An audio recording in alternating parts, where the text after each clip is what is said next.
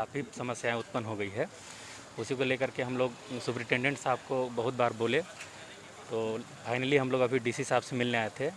पर मेरा जो मेन है बात यह है कि हम लोग जूनियर रेसिडेंट हैं और जूनियर रेसिडेंट कहीं अलग से प्रैक्टिस करते नहीं हैं, तो हम लोग पूर्ण रूपेण यहीं जो कॉलेज से हम लोग को मानदेय मिलता है उसी पे हम लोग आश्रित हैं। उसी से हम लोग तैयारी के लिए भी करते हैं, उसी से हम लोग का खर्चा भी चलता है सारा चीज़।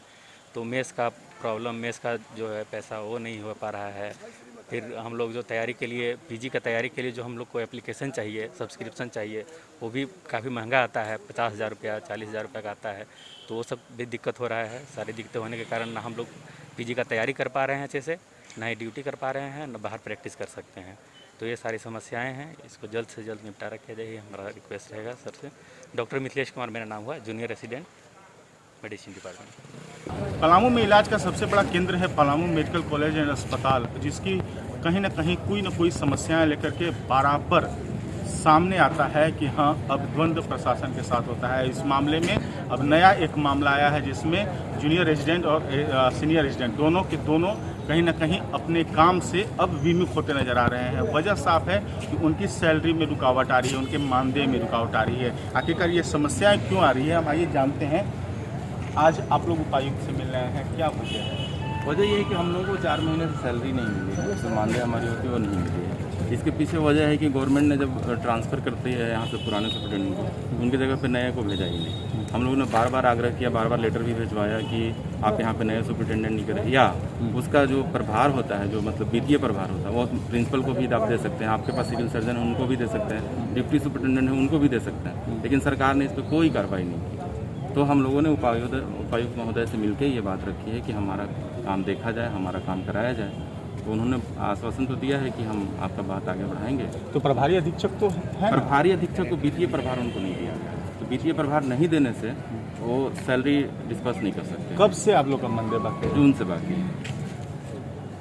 तो उसको लेकर के अब क्या आप लोग का अगला रूप होगा? अब ये है कि अपने हमने सर से मिल लिया, ठीक है, अब 1-2 दिन और हम देख लेते हैं। उन्होंने बोला कि मैं करता हूँ कुछ, अभी तक छुट्टी थी इसलिए, लेकिन छुट्टी थी अभी तो 8 दिन से छुट्टी थी ना। 8 दिन के पहले तो ये था, हमने लेटर तो गवर्नमेंट को बार बार भेजा है। अगर गवर्नमेंट को एक्शन लेना होता तो उसी टाइम लेती। आप कहेंगे कि पलामू मेडिकल कॉलेज में एडमिशन क्यों नहीं होती है? अगर एनएमसी इस टाइम आती है तो यहाँ कोई परमानेंट सुपरिटेंडेंट ही नहीं है। आखिर यहाँ से जब भी गवर्नमेंट को तो पता है कि यहाँ नहीं है, क्योंकि उनके लेटर के माध्यम से ही तो यहाँ से लोग ट्रांसफर होकर गए ना।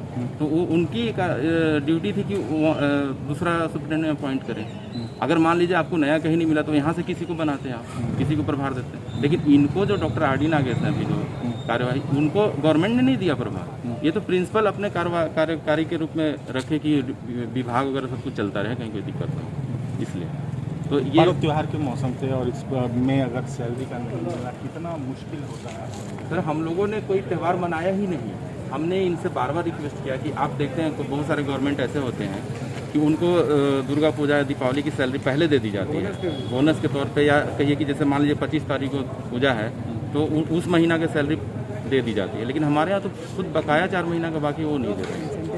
इंसेंटिव जो आपने सुना होगा ना कि गवर्नमेंट ने कोरोना वॉरियर के रूप में 1 महीने का मानदेय देने के लिए बताया था, प्रोत्साहन राशि जो बोलते हैं, वो भी नहीं दिया।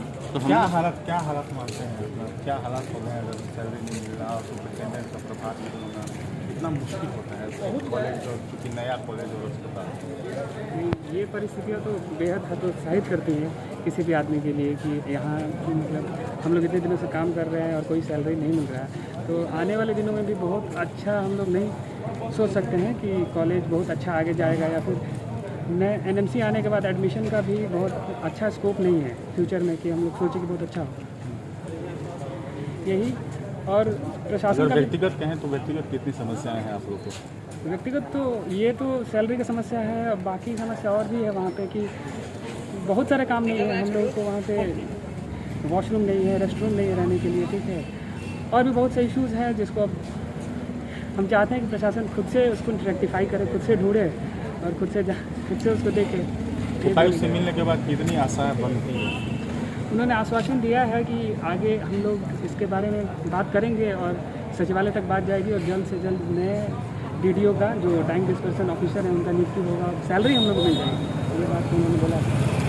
आमतौर पर अगर सरकारी व्यवस्थाओं की बात करें, सरकारी जो विभाग हैं उनकी बात करें तो मैन पावर की कमी और पदाधिकारियों की प्रभार की व्यवस्था है, ये भार पता नहीं कब तक सरकारी उदासीनता का शिकार होता रहेगा। ये बड़ा मुश्किल है सोचना, लेकिन कहीं ना कहीं जिला प्रशासन को और खासकर सरकार को बड़ा एसेट तो खड़ा, बिल्डिंग खड़ा कर दिया आपने जनाब, अब उनकी व्यवस्थाएं कब तक देंगे? क्योंकि कहीं ना कहीं जूनियर जो या सीनियर डॉक्टर हैं, वो डॉक्टर जो चिकित्सा इलाज करते हैं, वो कह रहे हैं कि हमारे लिए व्यवस्था नहीं है, वॉशरूम नहीं है, सैलरी नहीं मिल रही है। तो आप समझ सकते हैं कि फिर हम कितनी अब उम्मीदें और अपेक्षाएं रखेंगे उनसे। लेकिन इन व्यवस्थाओं को सुधारने के लिए अब तक कुछ न कुछ प्रशासन और सरकार को गंभीर सोचने चाहिए। सहयोगी राजू सोनी के साथ AP lucky, capital news, Medininagar.